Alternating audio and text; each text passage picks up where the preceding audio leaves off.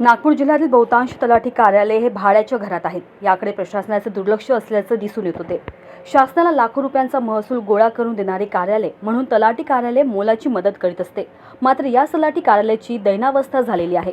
बहुतांश तलाठी कार्यालय हे भाड्याच्या घरात चालत आहेत. शासन अनेक योजना राबवते, त्यामध्ये घरकुल योजना, अनेक प्रकारच्या योजना राबवून अनेक बेघरांना व गरजू व्यक्तींना राहण्यासाठी घर उपलब्ध करून देते. नमस्कार, मी गोपाल फुलुंबरकर, मंडळाधिकारी कोदामेंडी निमखेडा.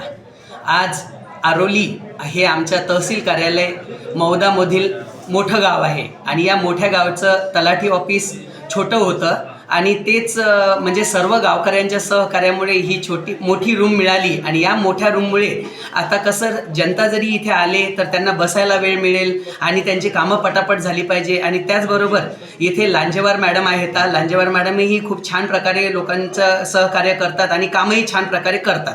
आणि आता यापुढे महाराष्ट्र शासनातर्फे जिवंत सातबारा मोहीम सध्या सुरू आहे. त्यामध्ये सुद्धा लोकांनी अर्ज करून आपले वारसा चढवून घ्यावे. त्यानंतर ॲग्रिज टॅक्स सुरू आहे. ज्यांच्या काही आयडिया बनल्या नसतील त्या लोकांनी सुद्धा आयडिया बनवून आपला ॲग्रिज टॅक्स कंप्लीट करावं आणि जे काही आपले स्थानिक लेवलचे जे काही प्रॉब्लेम येतील, समस्या येतील त्या मॅडमकडे घेऊन याव्यात. जसं काही फेरफार वगैरे असतात, फेरफारचे डॉक्युमेंट्स द्यावे आणि आपली कामं सर्व छान प्रकारे करून घ्यावी. आणि मॅडमला सुद्धा सहकार्य करा. आमचं तर तुम्हाला सर्वांना सहकार्य आहेच. एवढं बोलून मी माझं मनोगत. मात्र शासनाच्या अशा कार्यालयाकरिता शासनाची झोडी रिकामी असते. तलाठी कार्यालय हे शेतकऱ्यांच्या मदतीचे एक मुख्य केंद्र आहे.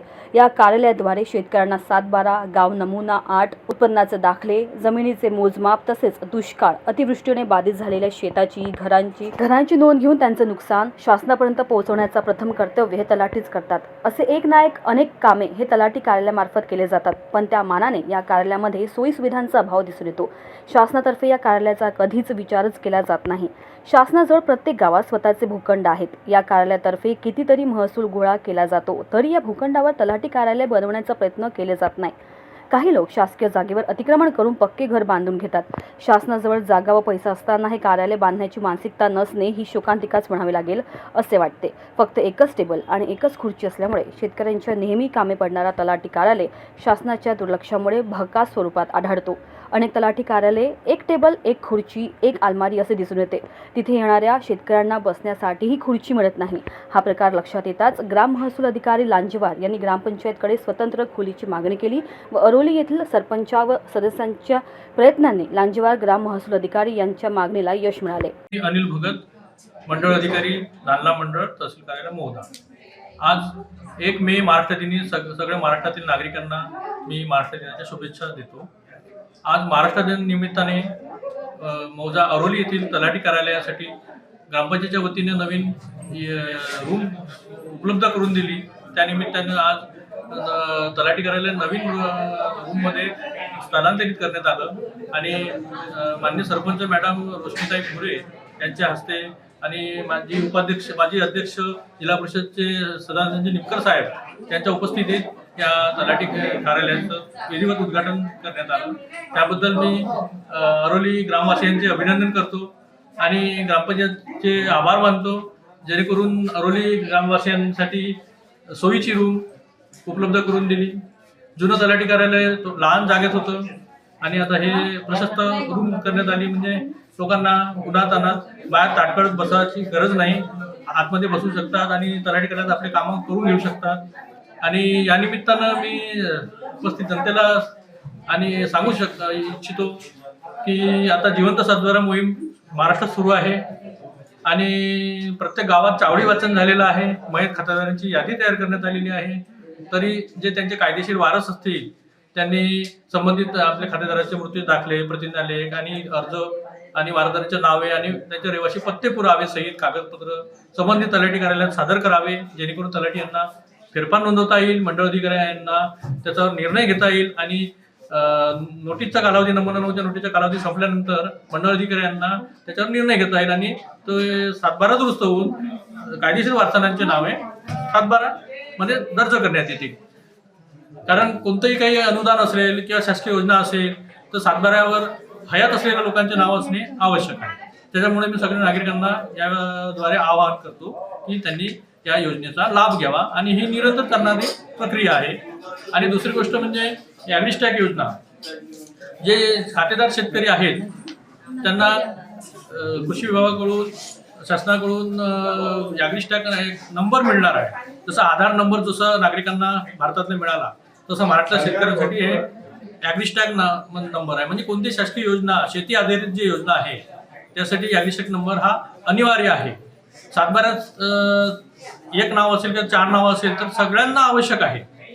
त्याच्यामुळे सगळे शेतकरी खातेदारांनी ॲग्रिस्टॅक नोंदणी करावी, जवळच्या शेतू केंद्रात जाऊन नोंदणी करावी आणि आपला ॲग्रिस्टॅक क्रमांक मिळवून घ्या. मी रोशनी प्रशांत घुरे, सरपंच ग्रामपंचायत आरोली.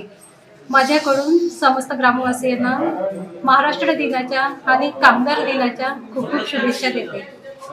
तसेच आज इथे महाराष्ट्र दिनानिमित्त जुना कांजोस या ठिकाणी पटवारी मॅडम यांचं नवीन ऑफिस खोलण्यात आलेलं होतं. जो जुना ऑफिस पटवारी मॅडमचं होता तिथे पटवारी मॅडमला अनेक अडचणीचा सामना करावा लागत होता. अतिशय कमी जागा होती, लोकांना बसायला खूप अडचण होती. ती अडचण पटवारी मॅडमनी मला सांगितली आणि त्यांना जुना कांजोस या ठिकाणी अतिशय व्यवस्थित जागा त्यांना मी उपलब्ध करून दिली. याबद्दल मला खूप खुशी आहे, मॅडमनाही खूप खुशी आहे. आणि समस्त ग्रामवासियांना सांगू इच्छितो की त्यांना जे कोणते कामं असतील त्यांनी या जुना कांजोस वार्ड क्रमांक 4 या ठिकाणी येऊन आपले सर्व कामं पटवारी मॅडमकडून करून घ्यावे ही विनंती. आज अरोली या ठिकाणी नवीन तलाठी कार्यालयाचे उद्घाटन माननीय या गावचे सरपंच रोशनी भुरे तसेच माजी जिल्हा परिषदचे उपाध्यक्ष सदानंदजी निमकर साहेब तसेच ग्रामपंचायतचे सर्व सदस्य गावातील सर्व प्रतिष्ठित नागरिक यांच्या हस्ते आज इथे नवीन तलाठी कार्यालयाचे उद्घाटन पार पडला. खऱ्या अर्थाने सांगायचं म्हटलं तर खूप दिवसापासून या नवीन तलाठी कार्यालयाची मागणी होती. कारण जो पुराणा तलाठी कार्यालय होता तो जवळपास 20 ते 25 वर्ष जुना असल्यामुळे तेथे बसण्याची व्यवस्था नव्हती, तेथे कॉम्प्युटर ठेवण्याची चांगली व्यवस्था नव्हती, पंख्याची व्यवस्था नव्हती. म्हणजे तो एकदम व्यवस्थारहित असा तो ऑफिस होता.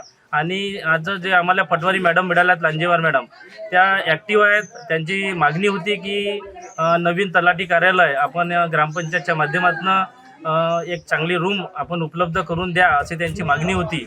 आणि त्याच पद्धतीने शेतकऱ्यांची सुद्धा खूप दिवसापासून मागणी होती की इथे बसण्याची व्यवस्था नाही आहे पुराण्या तलाठी कार्यालयामध्ये, तर आपण नवीन तलाठी कार्यालय ग्रामपंचायतच्या माध्यमातून आपण उपलब्ध करून द्यावं एक चांगली रूम. तर माझी पत्नी ही या गावची सरपंच असल्यामुळे आणि सर्व सदस्य हे चांगले विचाराचे असल्यामुळे त्यांनी तलाठी कार्यालय आज या वार्ड नंबर 5मध्ये अंगणवाडी क्रमांक 4 या ठिकाणी कांजोसाजवळ एक चांगली व्यवस्थित सुसज्ज रूम अशी आपण त्यांना व्यवस्था करून दिली. पंख्याची व्यवस्था, पेंटिंगची सर्व नवीन इथे आम्ही एक चांगली रूम शेतकऱ्यांच्या हितासाठी आणि सर्व नागरिकांच्या सुसज्ज त्यांना सेवा मिळावी यासाठी आम्ही इथे रूम उपलब्ध करून दिली. या रूमचा चांगला फायदा या गावकऱ्यांना होईल आणि जे काही अडचण होती मागील 20 वर्षापासून ती अडचण दूर होईल. कारण पटवारी ऑफिस म्हटलं तर त्यामध्ये सर्व शेतकऱ्यांच्या खूप करोडोच्या म्हणायला हरकत नाही असे कागदपत्र या ठिकाणी असतात आणि त्याची सिक्युरिटीसुद्धा खूप महत्त्वाची असते. म्हणून आज या ठिकाणी एक चांगली रूम ग्रामपंचायतच्या माध्यमातून उपलब्ध करून दिली. मी सर्व ग्रामपंचायतचे सर्व पदाधिकारी यांचे अभिनंदन करतो व ज्या मॅडम आल्या आहेत नवीन लांजेवार मॅडम त्यांचेसुद्धा मी अभिनंदन कौतुक करतो की त्यांनी आपली मागणी लावून धरली आणि त्या मागणीला ग्रामपंचायतने त्यांची मागणी पुरी केली. एवढेच मी बोलतो. धन्यवाद. इंडिया न्यूज TV 24 करिता पूनम बोरकर, नागपूर.